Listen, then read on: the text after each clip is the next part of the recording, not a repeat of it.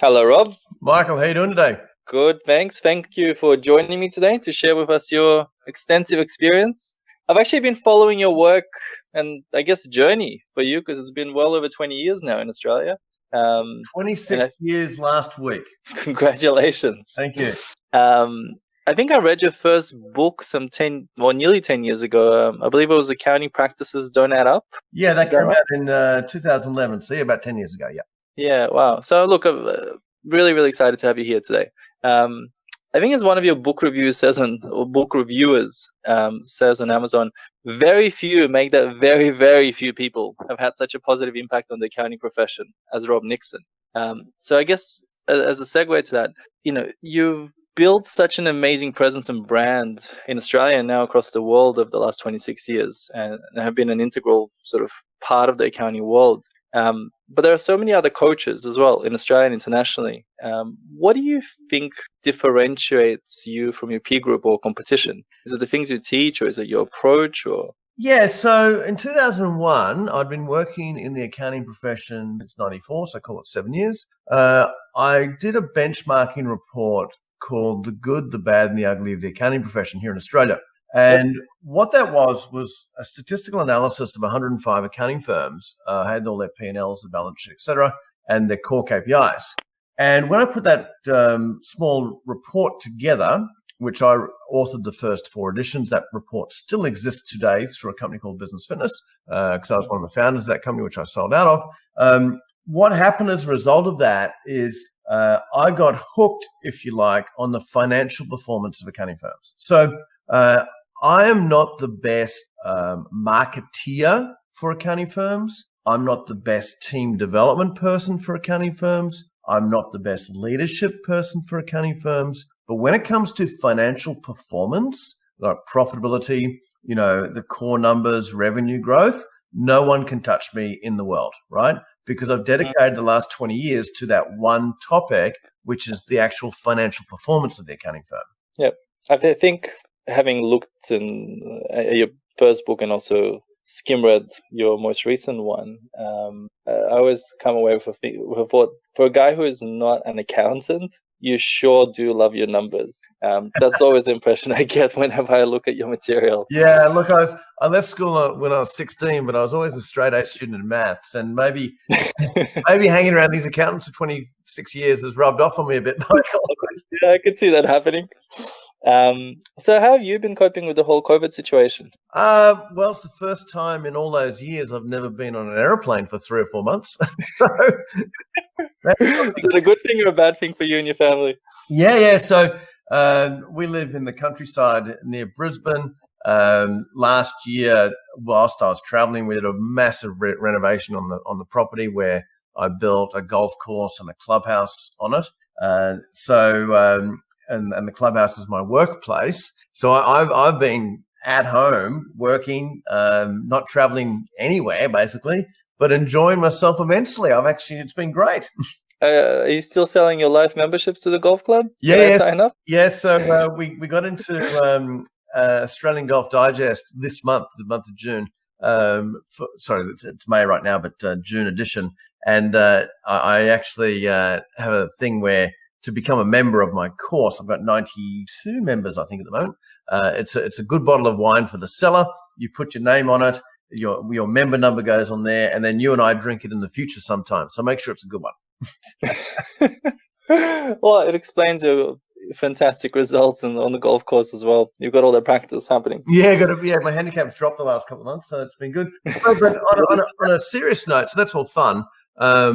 I've found that because the accountants have been so busy, like I'm currently working coaching in 5 countries right now. I've trained 185,000 accountants in 18 countries, but right now I'm coaching 5, which is Netherlands, UK, Canada, USA, and Australia. And what I've found is that the accountants are so busy. They've been working their butts off the last 3 months, particularly, with all the stimulus packages around the world. I've been busy with them as well, guiding them. And I've been growing my business, as a result, and not traveling. So I've just got to keep the fitness regime up. Otherwise I'll turn into a porky pie. Speaking of that, how are you, and you're probably the best person to ask that, how are you finding the differences between, say, Australian accounting practices and your international clients? What are some noticeable approaches or the way they're coping with the situation, or just even in general, Yeah, how they good do? question. So I'm pretty harsh on my Aussie firms compared to my American firms. So there's a few differences. First of all, the Australian accounting profession worldwide is more advanced than most of the world, right? For technology, for work practices, the way they operate, their marketing, web presence, etc. Big tech, more advanced. Okay. Big time more advanced, years ahead, from particularly the Americans and the Canadians. However, when I work in the US, they are far more ambitious and they implement faster. There's a downside to the US market, and that they work incredible crazy hours. Like Australian accountants would seem to be lazy compared to an American accountant, which is not healthy, right? I prefer the Australian work ethic, whether it be 9 to 5 or 8:30 to 5. It's been more the last 3 months, of course. The American work ethic is off the rails, but their attitude is success orientated. Like, so I'll meet a firm that's doing $1 million in revenue. I said, what's your goal? 5. What time frame? As fast as possible. I'll meet an Australian firm doing $1 million in revenue. What's your goal? Oh, 1.5 would be great in 5 years' time. You've got to be kidding me. So there's a big difference between the makeup of the attitude, if you like, for growth and success. And the Americans implement faster than Australians do. So they may be behind at the moment with, marketing, work practices, but man, do they go fast once they get it. Because what they've been missing is the how to do it. They haven't been missing the attitude of this is what I want. Okay. So you think that it all comes down to attitude, not just market size and market potential? Total attitude. The cool thing about COVID is, it's a disaster worldwide, of course, health and economic disaster. But what it's done is change the business landscape where it's okay to do a meeting across the country on Zoom, right, for example. And, the amount of Zoom meetings that have been held by accountants with their clients, where previously it was a face-to-face or a phone, which changes the dynamics of, well, you can have a client anywhere. You can dominate using technology like Zoom, which is a game changer. You can dominate by having a bigger plan in your head. You might be from Perth, but you can have clients all across the country. You can have clients all across the world. I'm operating out of my clubhouse, working with accountants all over the world, whether it be in a sales scenario to sign them up or a delivery scenario to actually help them. So bring it on. So, is that, I guess, is that one of the changes you forecast for the industry, or what else do you see happening over the next 12 months? So let's talk client relationship changes. I think that because everyone's been forced into this lockdown, that communication process will change for the better, right? Why do I need to go and see the accountant when they can do a screen share on Zoom, take me through my numbers, my details, use DocuSign or HelloSign for all the signing process? I don't need to go to the office, right? I don't need to be dragged into town and find a car park. Awesome, right? Another thing, because everyone's been sent home, or the vast majority have been sent home and work from home, and many haven't liked it, but a lot have, I think that's going to change the team dynamics of how an accounting firm works, right? So, the work from home thing, if the team member has a good setup, like a quiet area, there's no kids running around at their feet, they've got space, they've got the appropriate equipment, then why do they need to battle the traffic and find a park and all that stuff when they could have more flexible hours? I think that's a good thing. So it's forcing good behavior. Okay. What other changes do you see besides that? Well, if you think about that, you've got client delivery and team behavior. Think about marketing and sales. Think about, well, I've now worked. I'm talking about an accountant, right? You may have had the odd client interstate or elsewhere, but now you think, okay, well, if I can pick an industry market and I can market to them and onboard them and deliver to them all over the countryside, then why don't we change our whole marketing process to do just that? I know you're a big advocate of niche sort of strategies for accounting firms, which I was thinking yesterday because I think I watched one of your webinars with your American clients, and I could see it working in US quite effectively just because of the size of the market. You could easily specialize, and even if you have a tiny percentage of the client base, it's still a huge fee earner for you. How, whether in Australia you could just do, I know there's quite a few firms that specialize in medical practices and one or two on automotive, but is that a strategy that would work in Australia, like focusing on a particular niche and doing just that? Well, let's use me as an example, as an industry niche marketer, right? The Australian marketplace has about 10,000 firms, give or take. New Zealand's got 2,000, call it 12,000 in our region. Over a 10-year period, I did business with 4,000 of them, right? I transacted business with 4,000 out of 12,000. So if you think that in an accounting firm context, going to a market, right? And let's say that market's only got, well, let's use pharmacy as an example, because I've got a new firm that's signed up that is 100% pharmacy. There's only 5,700 pharmacists, according to my client, right, in the whole country.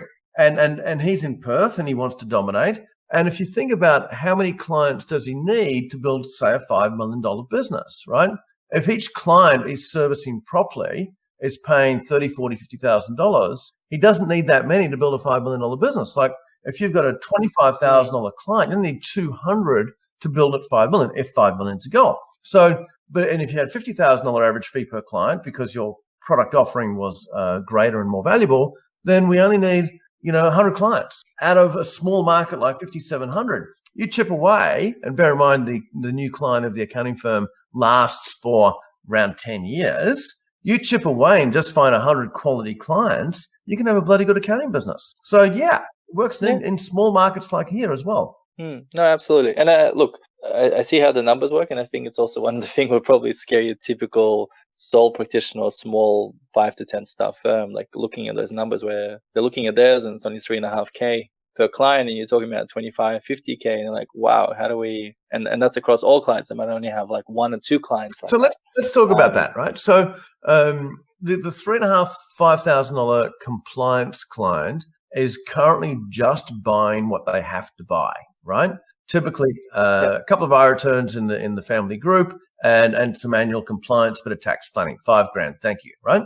But is that what the client really needs to be successful? Like, if the accountant was really serious, because I work under a context of, I believe the accountant's role as the trusted advisor is making sure that all clients are buying all services that they need that helps them achieve their goals, right? So the action of being the trusted advisor is all clients buy everything they need that helps them achieve their goals. So in essence, because the accountant is the trusted advisor, the accounting firm is in the goal achievement business. It so happens to be marketing, various financial services. So if you believe that context, all clients buying all services they need, then we say, okay, well, for this client to help to achieve their goals, they need more than compliance. They need, cash flow management. They need profit improvement. They need expense reduction. They need wealth management. They need insurance, estate planning, and so on and so forth.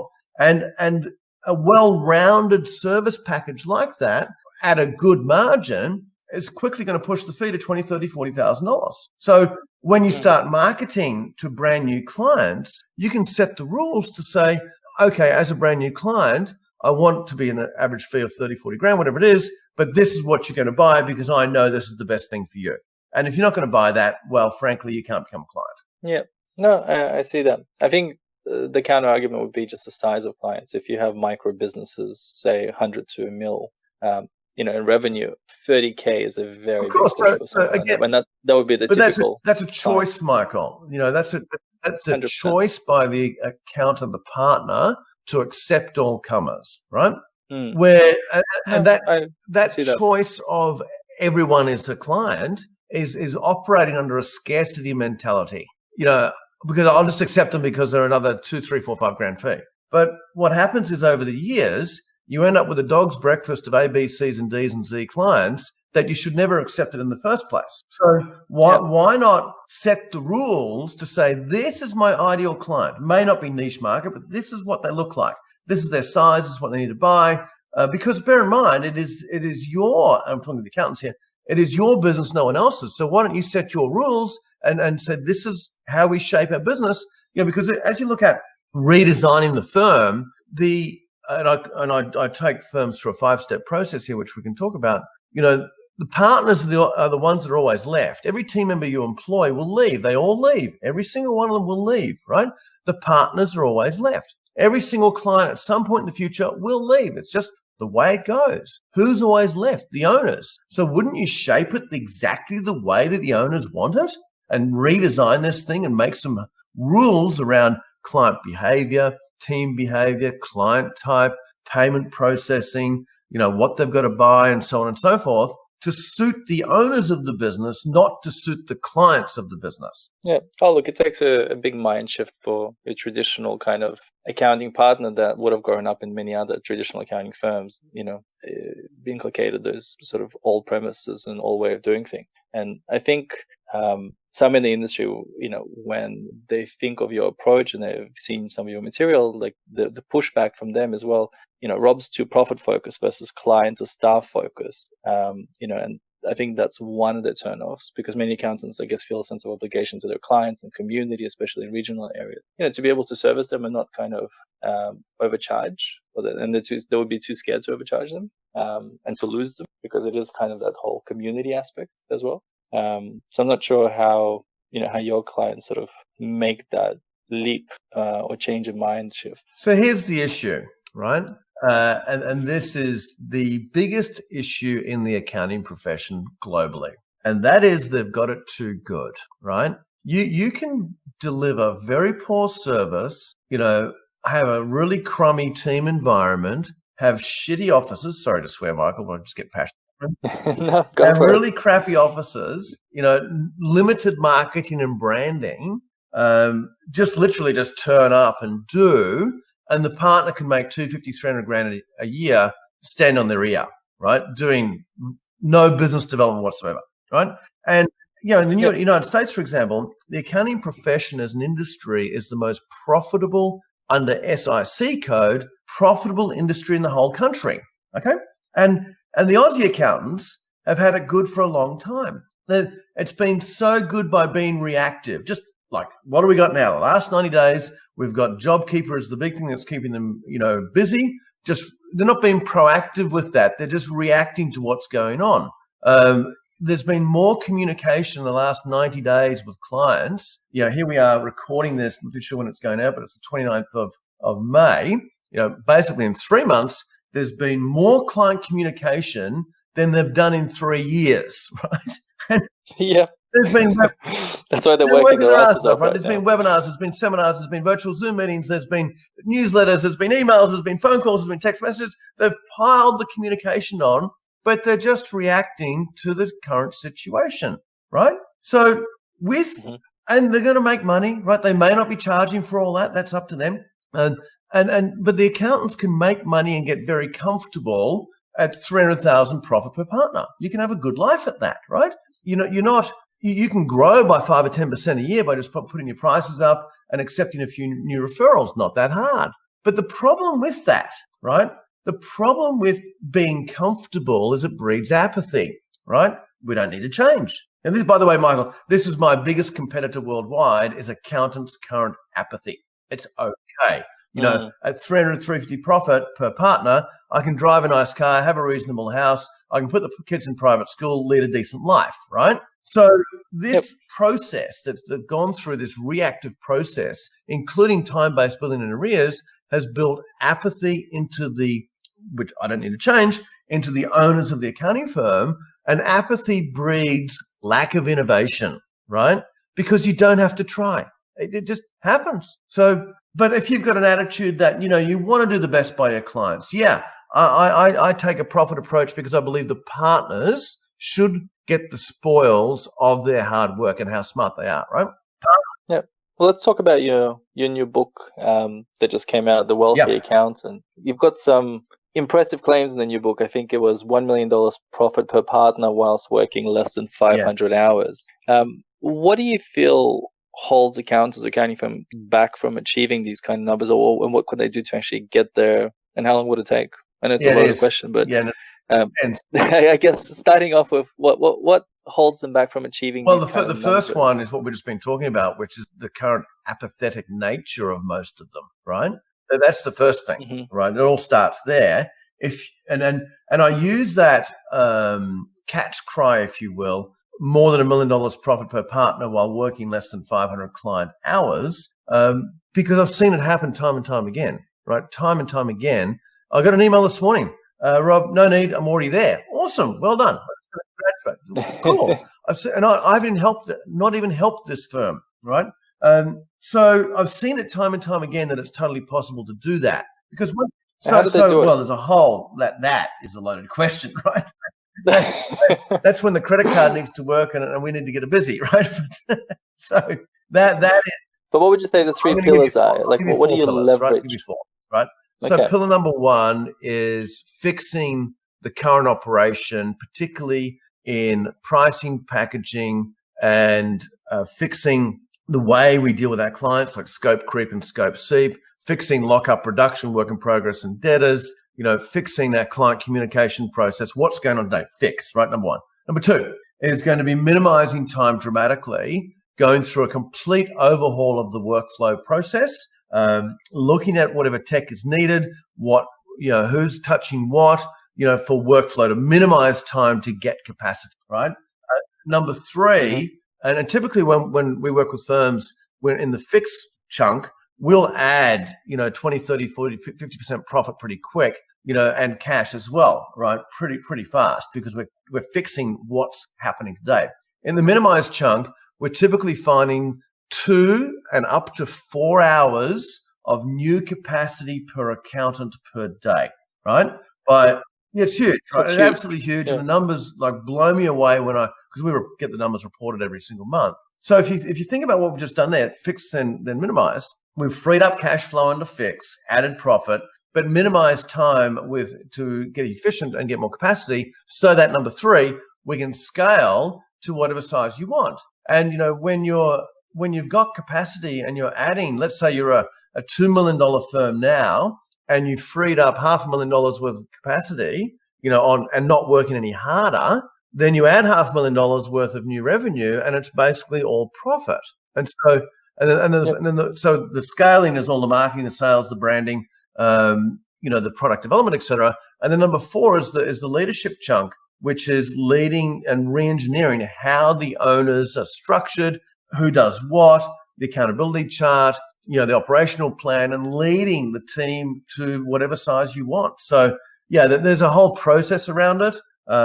Some may not want $1 million in profit and less than 500 hours. Some might want $5 million profit and no hours. But it all starts with mindset. What would you say, I guess, to give viewers or to listeners an idea and add some value? Like, what would be the, let's say, 3 most actionable tips that can easily sort of be implemented and fairly quickly that would have the most dramatic impact on their business? So if your listeners go to my website, robnixon.com, first thing is we've got a copy of the new book on there for free, right? The Wealthy Accountant. So fill the details in, get a book, read book, right? That would be number one. Yep. Number two, no matter what the strategy is, because there's hundreds of different things to do, right? No matter what it is, if there are partners involved, then all partners must be aligned to whatever the vision is, right? Whatever the objectives are. Because nothing, particularly in a multi-partner firm, nothing's going to happen of any degree of speed unless the partners are aligned, right? Now, if you're a sole practitioner, easy, have a meeting with yourself and make a decision, right? But also alignment goes to the team members as well. So whatever the strategies are, unless the team, and that's under alignment. So number one, get booked. Number two, alignment.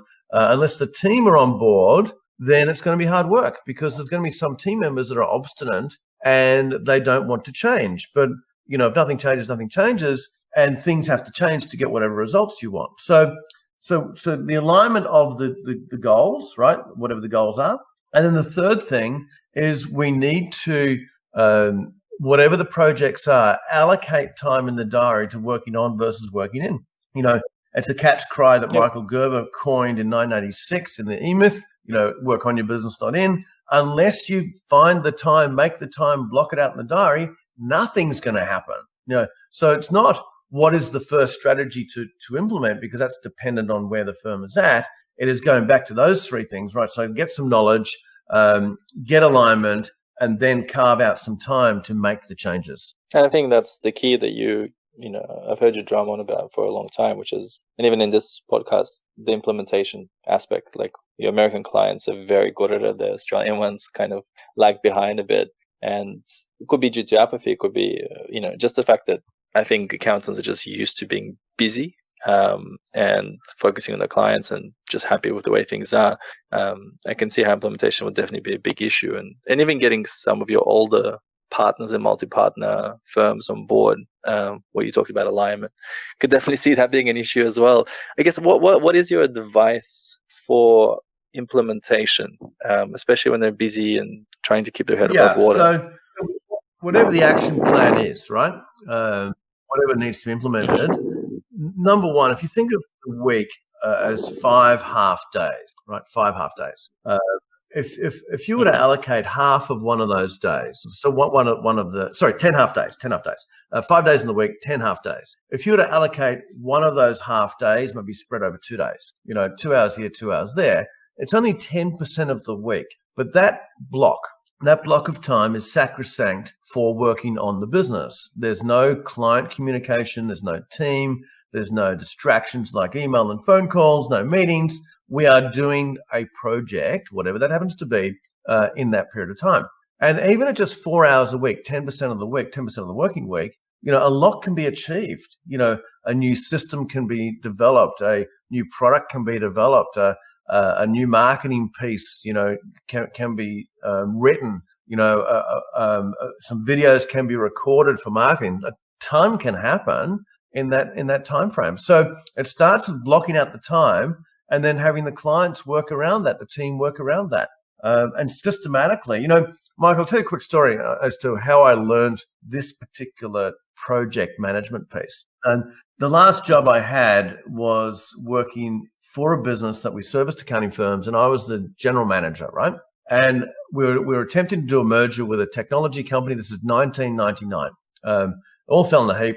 I'm the new GM, and I had to rebuild the company in Australia from an absolute mess. And so, to give you an idea of the scale of the mess, actually, this particular case study is in the back of the book, right? In more detail, we went from $4 million in revenue to about 3. We went from profit of $1 million down to losses of 340 grand. We went from no debt to $1 million in debt, all because of this failed merger. And so I hired a business coach to help me guide me through this. And I'm the new minted GM. I'm 29 years old at the time. And he said, well, we need to get the team around and work out what we've got to do. We're going to tell a sorry tale, which we did. And we came up with, 146 projects, I think, 146 key projects, initiatives to implement. We've got a big list, right? We prioritized the list as to who's going to do them and by when. One of those projects was to relocate the office from Brisbane to Sydney. And big long list, right? And we were going to work on to clean this place up. 15 months later, we ended up implementing 132 of those lists, right? 132 done. The business got turned around from a loss of 340 grand to a profit of 2.5 million. The revenue went from 3.4 to 6.7 million. The debt was paid back in full. Business got sold, right? Good success story. The key piece was what happened in the 15 months, right? In the 15-month turnaround, the list was carved up to the leadership team. It was only a team of 16, so it's only a small team. There's 4 of us on the leadership team. Every week as the leader, I conducted a meeting with the other 3 individuals on that list of projects. And I was only interested in one of 3 answers per project that was active. Is it on track? Is it off track? Is it complete? Right? We were going through this list systematically and adding to it and taking away, of course. Is it on track? We're not talking about it. Is it off track? What are we going to do to get it back on track to get it done by this date? Is it complete? It's not talked about. It's just pushed aside. We're done, right? So we systematically worked through the working on list, and there was revenue things in there. There was efficiency things. There was cash flow things. There was office move, there was people, things, the list was exhaustive, right? But we implemented 132 of them, and turned the business around and had a wonderful result. So it's not just having the list and blocking the time, it's systematically going through it. Yeah. No, it's important. And as you said, you have to make it kind of deliberate, intentional, that time sacrosanct, to make it work. And you also can't be in a state of apathy to be able to do that. I think that's the key. Rob, I was curious, I guess to achieve certain results and to work less hours, it is a resourcing, staffing issue as well, which, I know you talk a lot about numbers, but you don't talk about the human side as much in your material. What are your views in terms of how to leverage that? Because I know you are a proponent of offshoring, or have been in the past. What are your views on making that happen, like leveraging so that you only do your 500 hours? Do you focus on offshoring? Do you recruit locally? Yes, yes, and yes. So if you think about offshore, outsource, and onshore, right? So outsource might be to a project person on Upwork.com. I've got this project to do, right? Or 99 designs for graphic or something, outsource the project. Team on demand, right? Turn them on, turn them off as need be. And having a little army of minions around the world that could do that sort of stuff. And using platforms like freelancer.com, Upwork.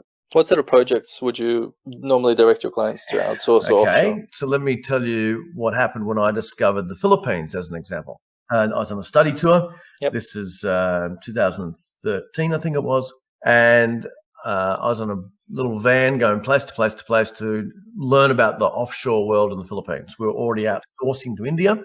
And I asked a very white male judgmental question of my Filipino host, right? I said, so what can you guys actually do here, right? And it was a very, judgmental question.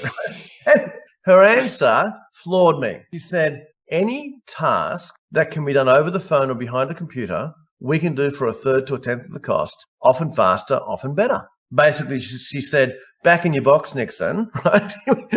And so I don't remember anything else about that meeting other than I started writing down in my business tasks that were done over the phone or behind a computer. Then I flipped it and said, okay, what about an accountant's business over the phone behind a computer, right? That has no face-to-face interaction. And it's like, wow, there's a ton of projects here that can be done. So it's not just one thing. Think of the context of over the phone behind a computer or over Zoom behind a computer can be done somewhere else. So I think the accounting firm of the future, which is happening in some firms today, locally, like onshore, it is client-facing. Advice, sales, service by face, right?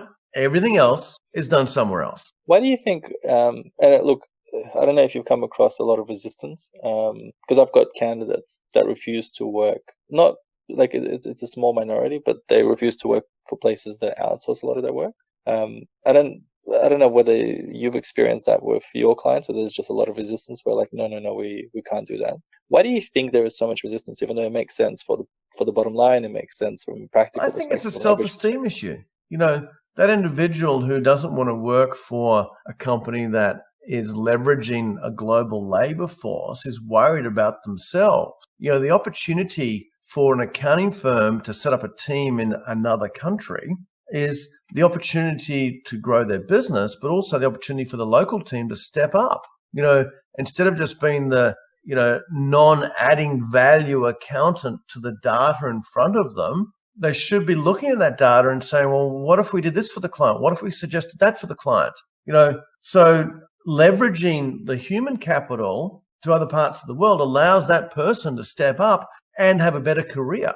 Is there a future for accountants then, and all the grads coming out, if we're going to outsource and automate everything? Especially now, as you were saying, you can pretty much do everything with Zoom meetings. You don't even need to have the face-to-face. The key thing there is that new skills need to be, adopted. So if the technology hasn't already done the processing job, which, and it's been going on for years and years and years, and there's more to come down the pipe on that one, then what about what the accountant currently does? If you look at what an accountant does today, 80% of their day is checking and processing redundant data.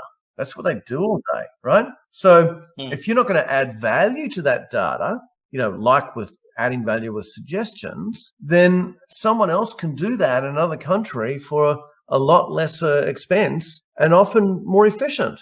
So what that means is for the graduate accountant, you need some new skills, right? Or the current intermediate or manager, some new skills.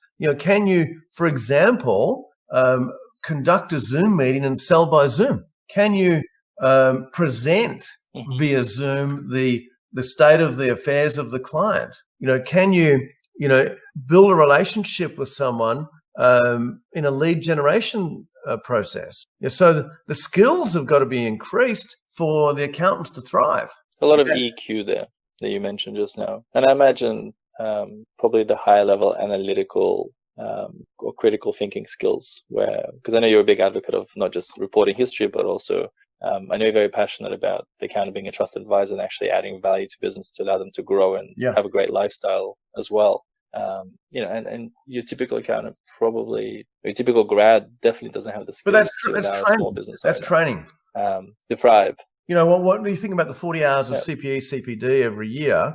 The training that is purchased, either free in time or actually going to course, that training is typically technical, how to be a better technocrat. What about training on how to be a better person? Business skills, personal development skills, communication skills, sales skills. That's where the future is. Commercial acumen. Yeah. Combined with the comm skills, 100%. Now you're back to doing your mastermind groups, I believe. That's kind of, I think, one of the drivers for the new book as well. I'm currently coaching firms, as I said, in Australia, USA, Canada, Netherlands, and the UK. And it's awesome, getting down to grassroots, far more enjoyable. It's far better impact for the recipient. It's a lot of fun. That's how you started off. Originally, I started off as a trainer in the 90s.